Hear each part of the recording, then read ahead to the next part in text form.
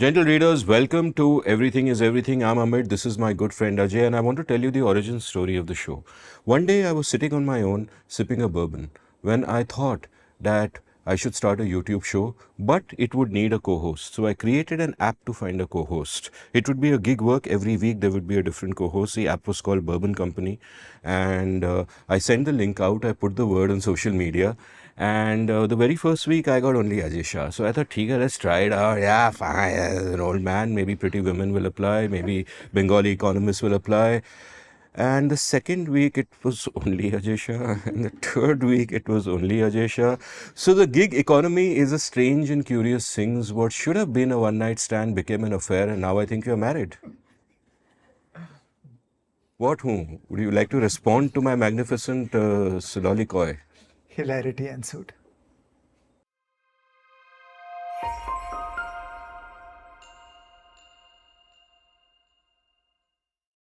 So today, gentle reader, we're going to talk about gig work. Ajay, begin. Gig work is a two-sided market where buyers of labor and sellers of labor agree to perform tasks or activities in a granular fashion without complexity of contracting. Okay, this is a fancy economist's way of saying that when an employer wants a job done, they put it up into an electronic system, and when a person wants work, they go into an electronic system and they get that work. Okay, so that is gig work. Now we're going to do an entire episode on this because it's an important phenomenon. It's a deeply important development in the concept of a firm and for India. Okay, so I don't care about other countries. It may or may not be so important for other countries. For India, it's a deeply important development, and we're going to argue that this is really big. We're also going to show a laundry list of difficulties and criticisms that many people have about the nature of these business arrangements. There is a whole list of criticisms that have crept up. It is important to recognize those criticisms, take them on board, and try to argue about them and respond to them in good faith. Okay. Gig work can be classified into three kinds of activities. Category 1 are capital intensive jobs. The best example is the driver owns the car. Okay, so the car used to be on the balance sheet of some company, a transportation company. Now the car sits on the balance sheet of the driver, like traditional taxi rides in Bombay, where the taxi driver owned the car. So it's a capital intensive work. Imagine a photographer who owns all the photo equipment. It's a capital intensive activity that lakhs of rupees of equipment is owned by the photographer, and that person takes it to do one gig at a time. The second category are knowledge intensive activities, labor intensive activities, where the supplier of the gig work possesses certain unique knowledge, such as cutting your hair, and they come to your home and they do the work. So it's a labor supply, it's a skill supply, it is a knowledge activity. The third category is called micro tasking. Okay, this is a whole new world where the firms are able to put up a micro task like reading a photograph and making a label, a textual label for a photograph, or taking three numbers and identifying which of them is the biggest. Think of very, very tiny tasks. These tasks are being sent by corporations to workers all over the world through electronic platforms. Okay, so that's a three-part classification: capital intensive, labor stroke skill intensive, micro tasks. This is a description of the gig economy. Let's talk through a couple of examples so that we get a fix of this. Gentle reader, doubtless you know many others, but we'll just talk through a few. Consider Uber. The driver owns the car.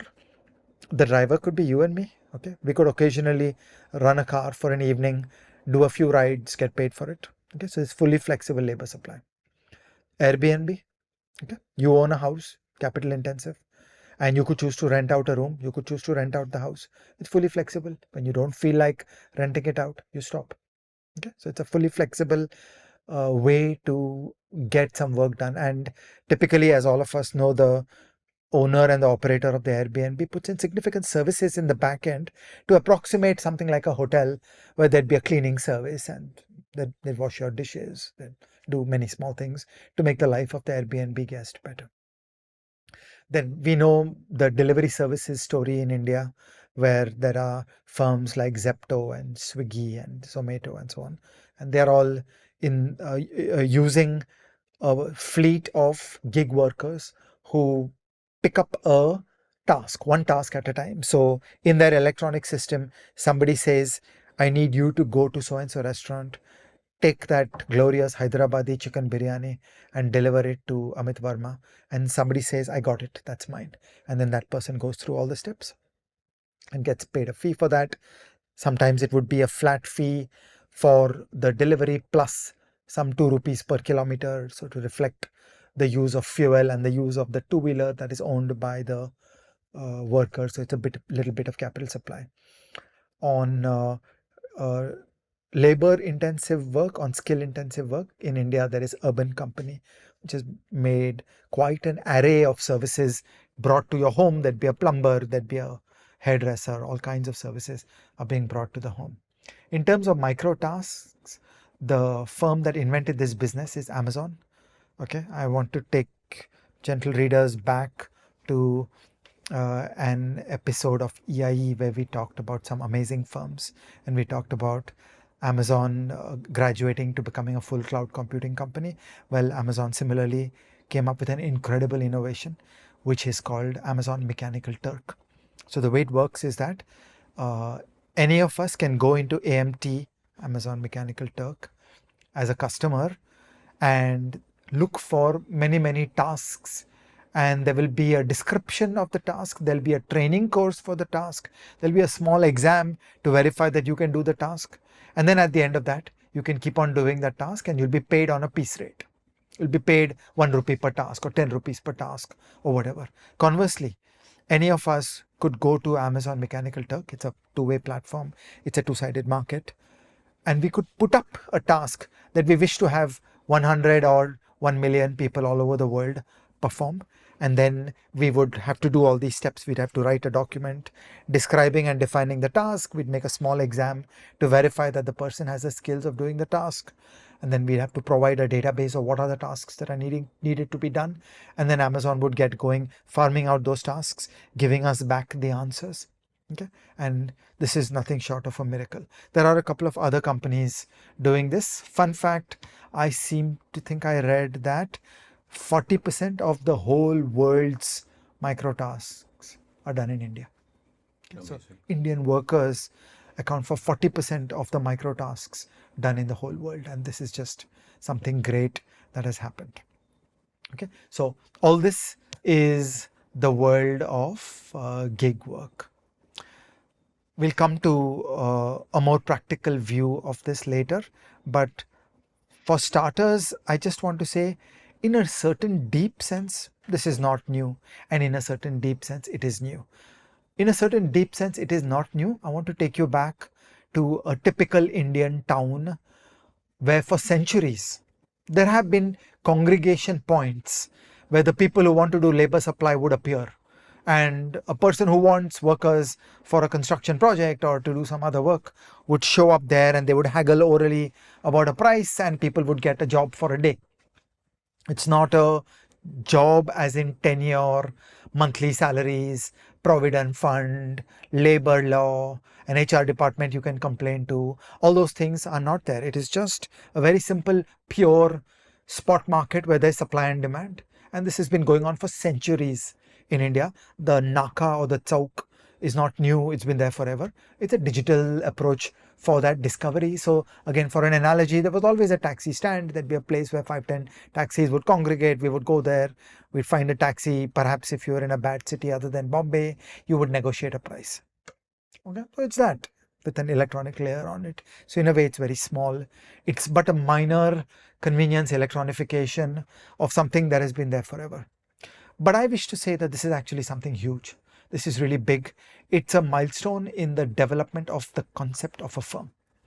I want to take you, gentle reader, back to this EIE episode about 4 papers. One of the papers we talked about was Ronald Coase on the theory of the firm. And the idea is that in a firm, you have a manager and an employee with tenure, with a job, you have a boundary of the firm, and you have people being brought in stable long-term arrangements, as opposed to arm's length contracts that are just done against the capitalism.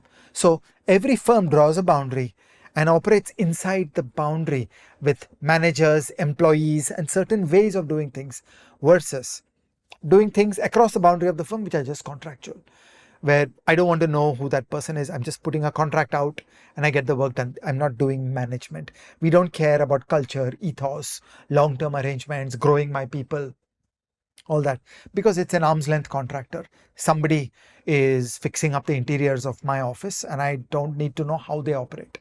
I just need to know what's the contract. You will do this work, we'll pay you so much money, I'm done. It's a sterile capitalistic relation. Gig work is a milestone in reopening that question. What would you do inside the boundary of the firm? What would you do outside the boundary of the firm? What has happened is modern technology has created new kinds of management methods, where earlier you might have had a human being overseeing 10 taxi drivers, worrying where they are, have they done their work, have they got into an accident, all those things. Now it is entirely being done using technology and algorithms. So the mobile phone has a GPS, you know the location of the gig worker, and through rating systems, we are able to measure the quality of the work, and we are able to rig up algorithms which measure a lot of digital exhaust from a variety of sources. And suddenly you've got an algorithmic manager. Lo and behold, what have we done? A, we've sacked the manager because now we no longer need the manager inside the firm. And B, what might previously have been an employee inside the firm has now been pushed out of the firm and is an arm's length contractor. So in this sense, I want to say that gig work is not a small trivial piece of electronification. It's actually an important milestone of rethinking the boundaries of the firm, of achieving greater efficiencies. Onward and upwards we go to build better firms and higher productivity and grow the GDP of India and fight mass poverty. Amit, the person who invented gig work, should get a Bharat Ratna. The notion of gig work came out of spontaneous order. It was not one central planner who invented it. You know it as well as I do, Ajay Shah. So, I agree with you. It's miraculous. I think there's absolutely nothing to criticize about it. In fact, I am soon going to lay out a exhaustive list of reasons why I think it is amazing for the world, good for workers, good for companies, good for everybody. But before that, it is true that gig work in certain circles is getting a bit of a bad name. And what I'd like you to do is steelman those positions for me, and then let's address those respectfully, because, we don't agree with any of them, but let's say why and let people make up their own minds. Yes.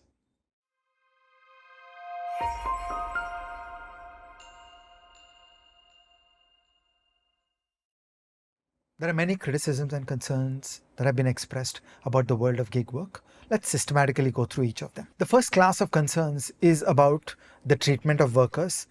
The critics of gig work say that there is a loss of the entitlements that come to the people who have formal tenured jobs, the 10% of India that has a job that is fully sanctified through labor law.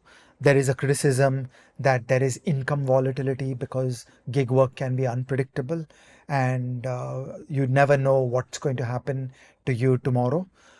There is a concern that there is a lack of a career path, because if you're doing Uber driving, you will do Uber driving forever. Whereas in a normal company, there'll be a ladder of rising up the ranks, assuming you do all the right things.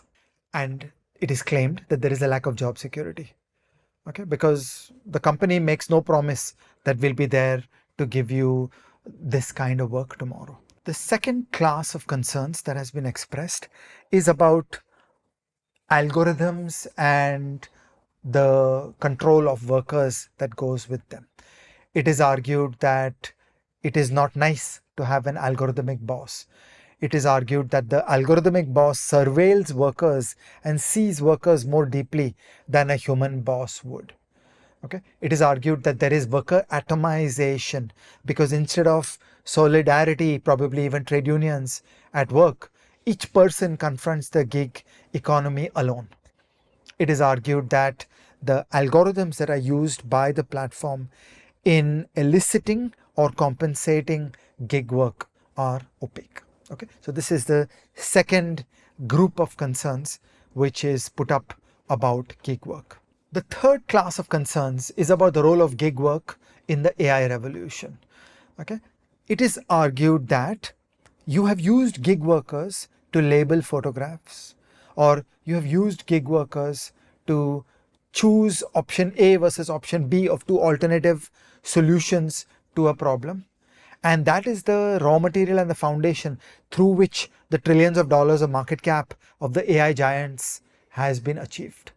And it is claimed that this is unfair to a individual in India who is paid on a low piece rate for doing that work, that you are making a $1 trillion company on the back of very bad levels of compensation for some poor people in India. It is argued that the gig workers are training the AI that will then permanently put them out of job. Okay, and that somehow seems morally wrong to us. That isn't it creepy that we are getting gig workers to do some work, and we'll get 10,000 of these workers to do 1,000,000 of these tasks, and at the end of them we are done, we'll get rid of these people and we'll never hire them again. It sounds bad. Okay, so this is the list of concerns that is expressed about gig work. How would we think about these problems? How would we analyze these problems? How would we criticize these problems? My first and most important response is to talk about the words freedom and consent. Okay, nobody forces either the buyer or the seller to participate in gig work. So nobody forces a firm to put problem statements up on Amazon Mechanical Turk. Nobody forces a worker in India to go do those tasks. People are doing these things in an environment of free choice. They are sentient, consenting adults. If you wish to pass laws blocking underage people from engaging in these tasks because they are not capable of consent, maybe I would be with you. For the rest, I just don't feel uncomfortable because in the gig economy, buyers and sellers are meeting each other. Okay, you go to a market, somebody's selling potatoes, somebody's buying potatoes, there is full freedom and consent. There is no need to think that there is a problem. There is no market failure, there is no case for intervention. So this is a first level response. Let's drill deeper, let's go further into these things. Let me take it in backwards, in the sequence backwards. People are unhappy because gig workers, or many other workers for that matter, are training the AI and then eventually the AI will replace us. Okay, this is the nature of industrial capitalism. This has been there forever. In the Industrial Revolution, skilled workers were studied and they were used to build better machine tools. So one by one, mechanization and mechanical engineering innovation happened by taking the ideas and working of highly skilled workers and encoding it as the next level machine. In the world of computer engineering, there is this old saying that you do it once manually, you do it twice manually, the third time you write a program, you automate it, and that's how all of us work, and that's how all of us should work. So I just find this a cute argument. It is sort of something that is trying to tug the strings of your heart, but there's no deep distinction. Under conditions of freedom and consent, some people did some work, and if a side effect of their work was the development of systems that replaced them, I don't have a problem with that. I think that's fair and square. Remember, the transactions happened under freedom and consent. On a similar note, the criticism about low-paid Indian workers being the foundation to make trillion-dollar tech giants. Excuse me, that's called the entire Indian services revolution.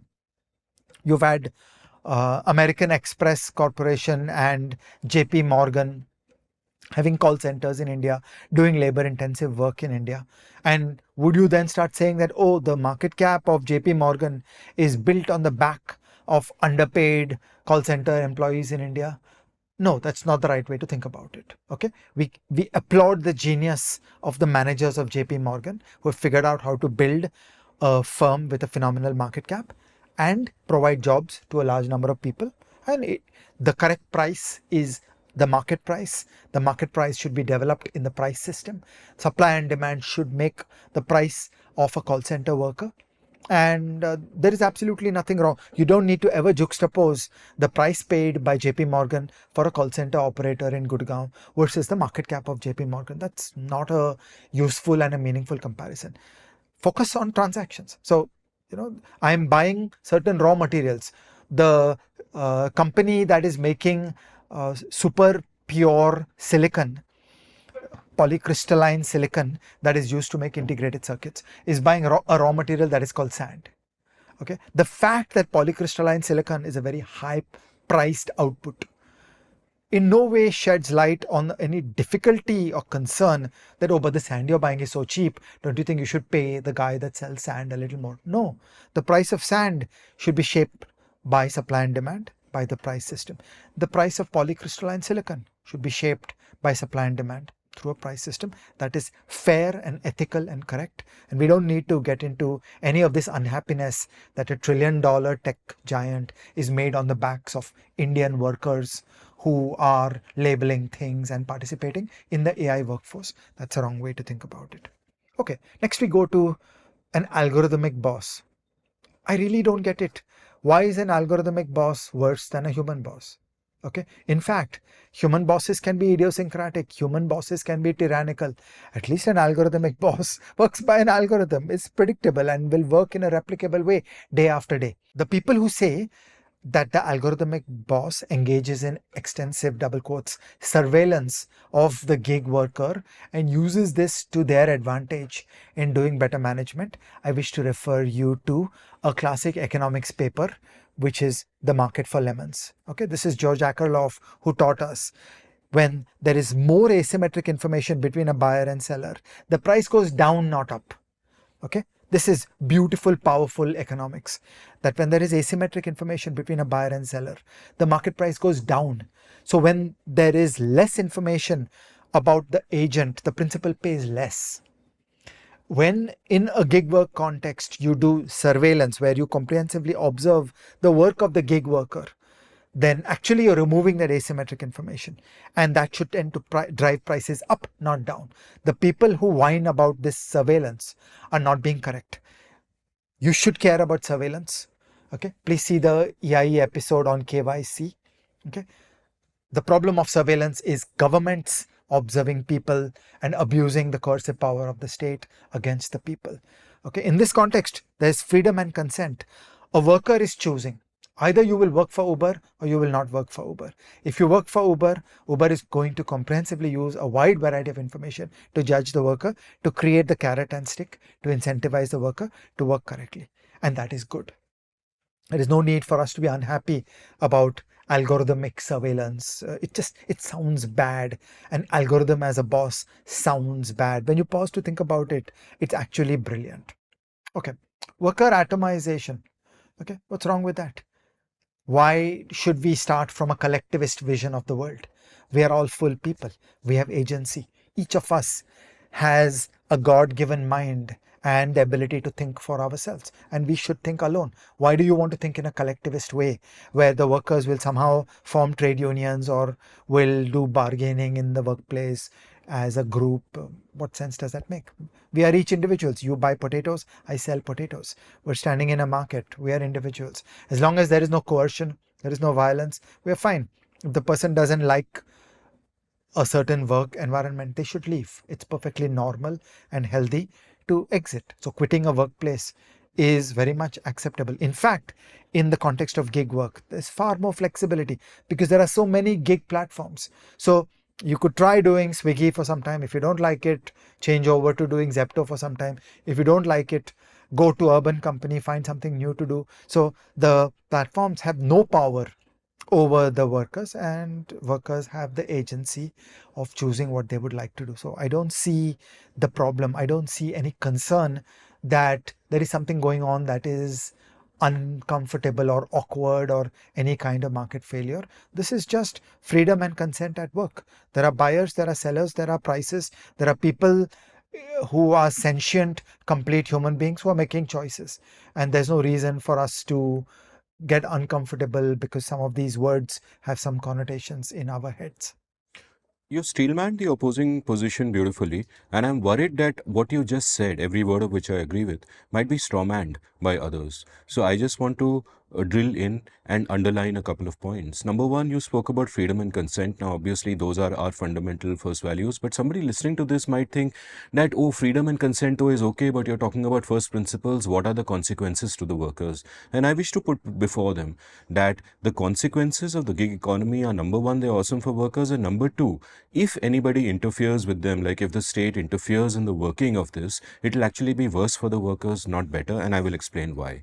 And the second thing I want to say is that when you say that it has always been thus, that doesn't mean that it should be like this because it has always been thus. What you meant to say was it has always been thus and has worked remarkably well. These are the processes through which people come out of poverty, through which people move up the ladder of wealth, through which societies grow and economies prosper. I'll underline the points you make by saying three things. Number one, everyone who does a gig work job is doing so, as you said, out of their own free will. Why?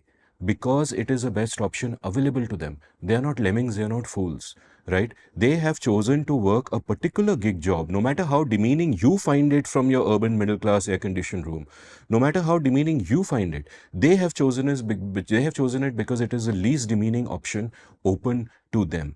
Any option open to them is worse. If they didn't have that option, they do something worse that they want to do less, and therefore we should be thankful that gig work exists. This is similar to the argument against sweatshops. In our episode on luxury beliefs, we said that, hey, we think sweatshops are awesome, right? Obviously, provided there's no coercion or slavery. But we think sweatshops are awesome because they are giving you an option that is better than every other option open to them. Somehow there are people who seem to think that, oh, if this worker did not do this demeaning job, they would be working in a good air-conditioned office with worker benefits. No, they would not. They would be worse off. They could be begging, they could be unemployed, they could be doing a job that they consider worse. And this gig work is actually better than that. Number two, you might say that fine, they have a bunch of bad choices, but these companies could still come and exploit them by not giving them adequate wages or by not having, other benefits and all that. To which my answer is that always and always the best regulation is competition. Right? You don't have one big giant gig work company which is handing out gig work and can, do whatever it wants. It's not a monopoly. You have many, many gig work companies who are fighting, competing every day for workers. They all want to treat their workers the best they can. Nobody wants to give their worker an option that will cause the worker to leave. Swiggy has to take care of its people because otherwise its people could go to Zomato. Zomato has to take care of its people because they might go to Urban Company or whatever. So that competition is a big deal and ensures that that kind of exploitation doesn't happen, that the workers get a deal better than anyone else is offering them, because remember, that's why they've done the job. And finally, I want to say that even if you take the case of, say, the gig worker who is training AI to supersede him, that, number one, you've pointed out that's the way technologies always work. But number two, the point is that what that does is that it creates value in the economy, and that value generates more jobs and it generates better work. India's IT services revolution, as you said, was all about this. And yet the economy grew, more jobs emerged, ecosystems emerged to support these IT workers, and so on and so forth. It was a beautiful, virtuous cycle. So, this is what I would add to underline the points you made to the objections of the critics. And now I have 10 points of my own about why gig work is awesome. Absolutely.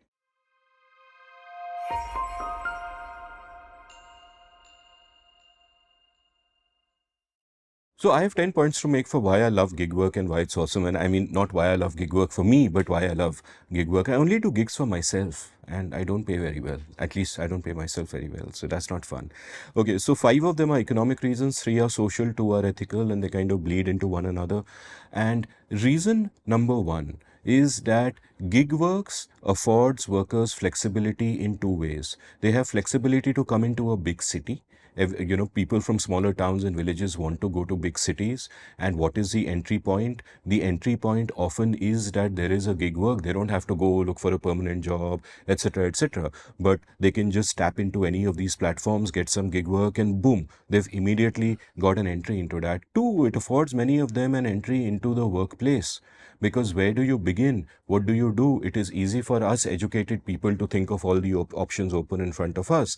But if you are a poor villager, what are you going to do? You'll need to know someone in a big city. You obviously want to rise up in life. You want to go to a Bombay or a Delhi or a Chennai and be part of those larger economic networks. But how do you enter? Where do you go? And finding a gig work job is honestly much easier than actually looking for some contact, maybe somebody from your caste, and we'll come to that later, who knows somebody, and then you can be a construction laborer somewhere. Instead, there are just many more options, and that is awesome. This is also similar to why, for example, I feel that when people, when urban people living in good apartments say ki slums nahi hone chahiye, they're an eyesore on the city, remove the slums, and I'm quick to remind them that number one, all your domestic help and everyone you rely on lives in slums, but number two, slums in an Indian context at this moment in time are amazing because they give an option, an entry point into the city. If you're from a village, where are you going to live? You can't really afford to live anywhere except in a slum. So while our economy is in this phase, it offers a ticket to a better life for somebody who has a worse life, right? So that in that sense, it's similar that it's an entry point to a better life for many people. My point number two is that it gives workers flexibility. This is always a good thing. If I go to, say, get a job in construction, I'm a construction laborer somewhere, I'll have an overseer or a boss somewhere who is contracting me out. I am stuck to him. I have no other contacts. I have no other connections. I don't have skills that are easily transferable. I'm kind of screwed. But if I'm doing gig work, I have options. I work for Swiggy today. Hey, that's not working out. I go to, I go to Zomato. If that's not working out, I say, okay, you know what? In my village, I learned a little bit of plumbing. Why don't I try some urban company gig? And I go to urban company, and that flexibility is incredible. And most of us privileged middle class people also don't have such flexibility. I stopped doing a proper job more than 15 years ago. But for those people who are in proper jobs, they have to think very hard कि यहाँ छोड़ के जाएंगे, EMI का क्या होगा, ये क्या होगा, get my resume out, etc., etc. It's a complicated process. Gig work, on the other hand, gives you flexibility and therefore freedom. My point number three is that it gives you counter-cyclical employment. Like, one of the reasons that COVID wasn't as big a disaster as it could have been, say, 10 years ago, is that many people who were out of a job could actually pick up some part-time work. They could actually figure out something to do through different kinds of gig work. Maybe it's remote white-collar work, maybe it's actual blue-collar work where you wear a mask and go around on a scooter delivering things, which is a better option than starving or begging or whatever the case might be. So even if the economy isn't doing well, the flexibility that gig work affords you can open up many more avenues for you. The next one feeds into your point about the algo boss, right? The next one is that gig work is awesome for both workers and companies in the sense that you get rewarded for your work. It is a meritocracy because in gig work, there are ratings that are given. I rate my Uber driver rates me. I rate my Swiggy guy, I don't know if he rates me or not, but I would hope he does that. So everybody's rating everybody else. So over a period of time, if I perform well at my job, that reflects in my ratings. I am less likely to get sacked or laid off. I am more likely to get rewarded in different ways. The data is out there. This is also awesome for the employer. There is a lot less wastage. If you're running a big company with 500 people on a shop floor, you may not really have immediate feedback on who's doing well, who's not doing well. But, if you've got an algo boss, everything is clear to you. And so for people who work hard, who do a good job, who are conscientious about their work, see, I managed to pronounce it, it's absolutely awesome. So the algo boss is great. It's great for both sides of the equation. And by the way, the market for lemons, one should explain that paper to people who may not be aware of it because you assume that everyone knows what it is. The basic argument is that if there is asymmetrical information, if you are selling something but I don't know the quality of what you are selling is, then the price of that is going to be lower because I will be less willing to pay for that because of the absence of trust. And that absence of trust trust reflects in the lower price. Right? Have I explained it correctly? So therefore, when you take care of that, when you have an algo boss that sees everything, it is better for the worker will get rewarded, and it is better for the company as well. My fifth point is that you can piggyback on the network effects of others. For example, if I am a plumber, I come from a village. Where the hell am I going to get my first customer? Nobody knows me, nobody trusts me, I don't have a brand name, but I can just go to urban companies, sign up with them, and over a period of time get work, get ratings, be part of that network, be looped into that. I just find that miraculous that you don't need to, on day one, figure out what the hell to do on your own. You're plugged into these systems which already work beautifully and everything is in place. And till you find other things to do, move up the ladder, etc., you can plug into that and it's just ready made. It's there for you. So, for so many different professions, I imagine that things like that are a great boon. I mean, right now I'm just thinking of plumbers, an urban company, and of course, they have many trades out there. I mean, I recently got my AC repaired from there. But if you are a fresher in that, the easiest thing in the world is that, just take up some gig work of that sort, and you know, if you're good, it'll pay off. Okay, my sixth reason is the first of my social reasons, and this is perhaps the most important reasons, and I know many people will really vibe with this, which is inclusivity, right? In Indian society, there are so many divisions, so many fault lines that it is very hard, for example, for a Dalit to get a certain kind of job, for somebody from some caste to get another kind of job, if there is a caste network at place, or if you don't look the right way, or if you don't speak a language the right way, it's very hard for you to get work. But within the gig economy, Swiggy doesn't give a shit. Swiggy doesn't give a shit what caste you are. And when you are delivering food and you're going to a building, they don't give a shit either. They just want their food in time, right? And I think this is an underrated aspect of the gig economy, that a lot of people who might, unfortunately, due to the nature of our society, be, not have access to certain kinds of jobs, can actually get them. And I know that there are some buildings who have a terrible practice of, if there's a Muslim delivery person, they might discriminate against that person. And one hears stories of this sort once in a while. But by and large, this is really not an issue. And also, what delivery workers very smartly do is sometimes they'll use a nom de plume. So they'll actually go to the building to deliver and they'll give another name. And they shouldn't have to do this. But the point is that your caste or your religion is no longer a barrier from your getting a gig, because a gig economy does not discriminate.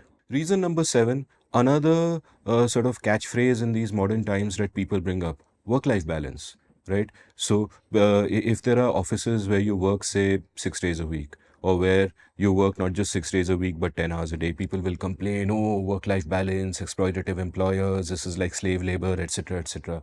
And my point is, if you are a gig worker, you decide your work-life balance. Then there's no question of complaint. If I am a Bengali who wants an afternoon nap, I will nap in the afternoon. मेरा Uber app बंद है, and then I will go out and drive in the evening, right? Unless search pricing, which is a remarkable thing, and adjust demand and supply, suddenly shows me it is profitable for me to be out there now, I might make that decision. But the point is, I make that decision, right? I decide my work-life balance. So that complaint, in a sense, goes out of the window as well. I get to decide what is right for me. The next point is geographic mobility, right? Again, it gives you entry point into any city. You can go from Mumbai to Chennai if you so feel like it, and look for gig work there, or look for gig work wherever. A lot of gig work, like you pointed out, is actually remote gig work. It's mobile gig work. If I am a designer of thumbnails, there are websites where I can go and register and say, hey, I design thumbnails. And then there'll be poor YouTube shows which will come and say, okay, you design for us. What is your price? And they can try me out. So I can do that remotely. So A, it is much easier for me to shift cities and go to different places within the country. And 2, it is much easier for me to actually work remotely, because a lot of gig work of this sort is remote. So there is that geographic mobility that comes. My 9th reason is an ethical reason. It ties into our earlier reasons, but the point is, it allows everyone a chance at the dignity of finding work. Many of the people who take up gig work wouldn't have work otherwise. They would be unemployed, or they would be begging, or they would be doing something that they consider far more demeaning, right? And having the gig economy available to them like this is a chance at a basic human dignity all of us watching this take for granted, right?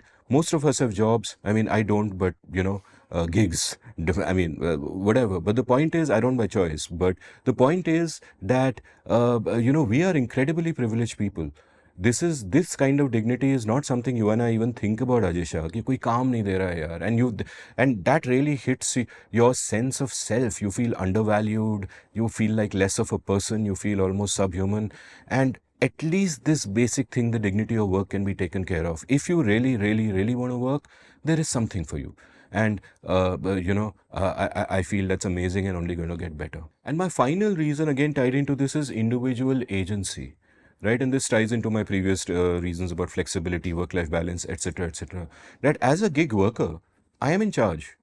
I decide who I work for, right? It's not that I have a job and there is bad office politics, but I don't have a choice and I have to earn some money and I'm just stuck here forever, and oh, what do I do, and I don't have contacts elsewhere, and I'm pretty much, no. If I'm a gig worker, I decide today is Swiggy, tomorrow Zomato.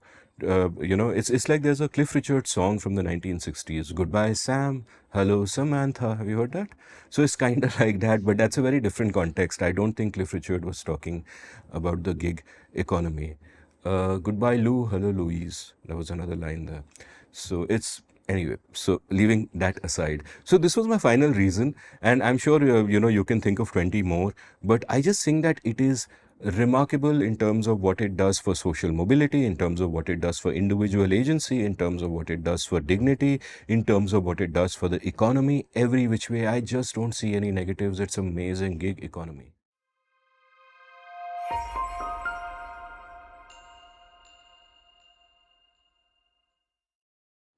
So Ajay, let's talk about India. What is gig work like in India? The overwhelming problem in the Indian context is that there's very little employment. Okay, it is astonishingly bad how, in a country of 1.4 to 1.5 billion people, we've got about 430 million people working. Okay, the estimates vary by precise definitions of what constitutes work. I think a sensible number is about 440 million people working in a country of 1.4 to 1.5 billion people. So it's an appalling state of affairs. Most people are not working. Things are particularly bad with women. The women's labor force participation is about 10%. So women are really not in the workforce. I'm going to show you a picture here. This is the employment rate for persons who have a college degree. Okay, so in the class of people who have a college degree, about half of the people in India are not working. Okay, it's like you got a college degree and then what? Half of them are, I'm not doing anything, I don't have a job. So things are absolutely appalling in the Indian labor market. There was a great problem with economic growth from 2011 onwards. While population grew and the number of persons of working age grew, and there is a very large problem. So all the people who think of the protections and the luxuries of a nice formal job in the Indian organized sector subject to Indian labor law, which is really about 10% of the overall population, are not thinking in a fair way, because for 90% of India, all that doesn't exist. For 90% of India, what is great is having some income. All the things you talked about are a privilege. And I feel that gig work is a breakthrough because it is creating opportunities for a vast country where things have been going quite badly. And so more people are able to do this kind of work. There are a couple of estimates for how many gig workers are there in India. I think there are probably about 1 crore people, 10 million people out of the 440 million are currently doing gig work. It's a good number. It's a beginning. It is progress. I'm sure all these business models will evolve more as we go along. Okay. Now, in the Indian context, I want to harp on two things. One is you talked about flexibility, work-life balance, and flexibility. This is particularly important for women. So if you want to get incomes to women in India, the social reality is women have been burdened with activities inside the home to do domestic and husband care and child care and house care work, and that interferes with their labor supply.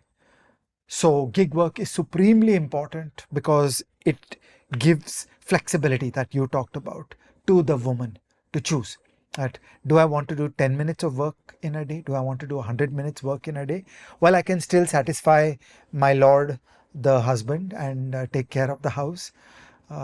This is a real breakthrough for India, and so again we must admire and value the people who are bringing these kinds of roles available to women in India. The second uniquely Indian feature that I would argue is that everybody agrees that Indian labor law is deeply broken. Okay, so one of these days we should make an EIE episode on what is wrong with the Indian formal sector labor law arrangements.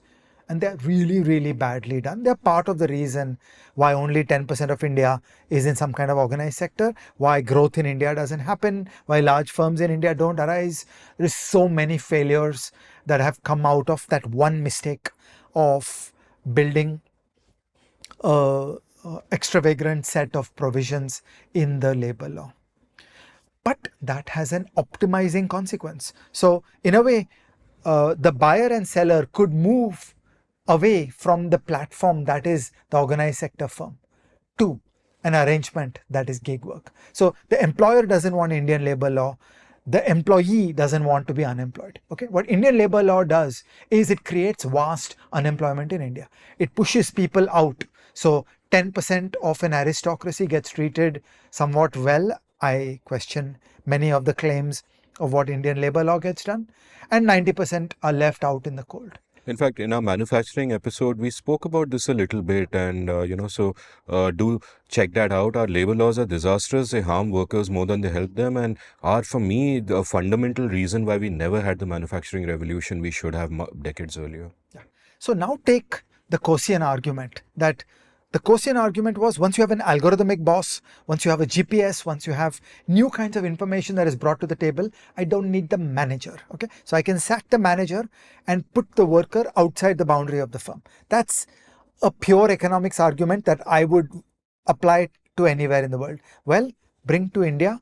And if I have a formal sector firm, there are all these restrictions, the coercion by the government.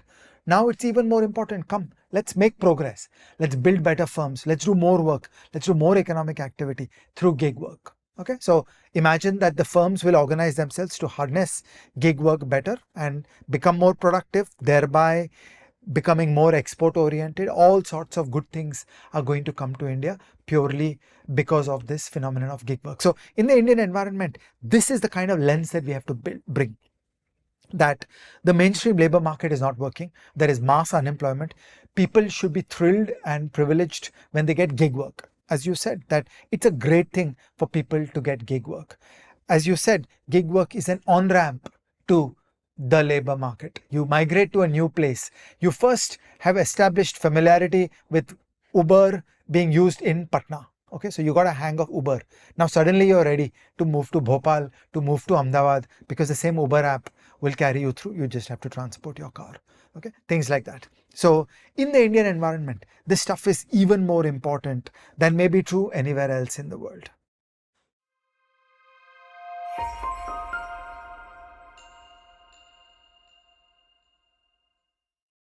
Now I want to turn to the debates around worker protections and the safety that people can have associated with the world of gig work. In the world of unemployment and a safety net in India, the economists long championed the NREGS, okay, what in the West is called a workfare program. So it's kind of welfare, but you have to show up in the hot sun and break some stones. So only people down on their luck will self-select themselves to do this kind of work. Okay, and it's been a great idea. It has worked reasonably well. I disagree with the price points. They have induced distortions in the labor market, but the basic idea is good. A series of papers through the 80s found significant benefits in the extremities of poverty when workfare programs, for example, in Maharashtra were done. And then the UPA government took this and made it national as the NREGS. Then every now and then you get the idea that should we not have an NREGS like program for the cities? Okay, is there not mass poverty in the cities? Is there not mass unemployment in the cities? And so we should have an NREGS in the cities. Okay, so just imagine the government would have to come to cities and say to people, I'll give you 100 days of work in the city, and in the villages they try to do some kinds of manual labor. I don't know what they would do in the cities. Okay, so these kinds of demands come up from time to time, and I have always been very concerned that one of these days some populist government in India will actually go and do this. Okay, now Maitreyish Ghatak and I wrote an article with the beautiful claim that gig work constitutes an urban safety net. Okay, and the argument is very simple, that when you're down on your luck, go do gig work. Okay, maybe you're doing some other things, maybe you like them better. Okay, so we are embracing the critics who are saying gig work is the worst work. Fine, do other things. So people can be doing other things, they can be doing other activities. Okay, so let's take the beautiful phrase from Professor Kirit Parikh around the NREGS. He used to say to me that the glory of NREGS is that it is self-targeting, self-adjusting, and self-liquidating. What does that mean? It is self-targeting. Only people down on their luck would go out in the hot sun and break stones. Okay, if you were actually well off, you wouldn't go. So it's a subsidy that reaches the correct people because it's self-targeting. It's self-adjusting. If times are good, your harvest did well, you will automatically pull back and not go to the NREGS. And only when times are bad, you're down on your luck, you will go. So it's self-adjusting. You don't need a government, you don't need an official to say we'll have more NREGS, less NREGS. And back in the early 90s, he said to me, it is self-liquidating, because when India becomes rich, nobody will want to work at 100 rupees a day. So the demand for NREGS will go away. It's a welfare program that will close itself down. Okay, sadly that part didn't work out because the prices paid by NREGS were steadily bumped up through the years. Okay, apply the same intuition to gig work. It is self-targeting. Only if you're down on your luck will you bother to do Swiggy delivery work, as you described with the people in the pandemic. It is self-adjusting. So good times, bad times, they will impact on different people differently, and the supply and demand of gig work will change. And as with Uber surge pricing, there is supply and demand, and there is a price that is being solved by supply and demand to discover the price of gig work. So it's a completely self-adjusting system, and it is not a self-liquidating system, and it should not be. So this is permanently there as a flexible system that is a safety net. So it's a safety net that now undergirds the Indian urban economy, and it is always there. So when bad times come, as happened with COVID, your first port of call will be gig work. And that is so great for the country. So we've got the self-organizing system that has created a safety net without needing the effort of government or a bureaucratically controlled system. So I would like to flip this around and say to all the good people of the world, to every sajjan, I would like to say that if you wish to make India a better place, round up every urban teenager, boys and girls, and take them into camps and teach them the basics of how to get gig work. Okay, so each person should know 2 apps, because at that point you've got them inside the safety net. No, you didn't literally mean this. No one should go and take young people. You didn't literally mean this. I must clarify. He says these things sometimes because young people, out of their own incentives, will figure it out. They figure it out because it's good for them.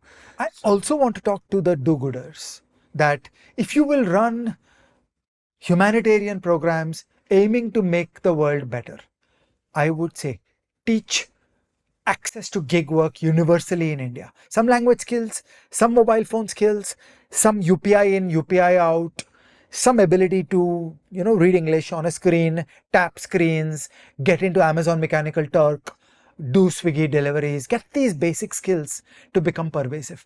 Because at that point, you have solved a certain safety net that for a very large number of people in India, there should be this confidence and certainty that if all else goes wrong, I always have gig work. So there'll always be gig work.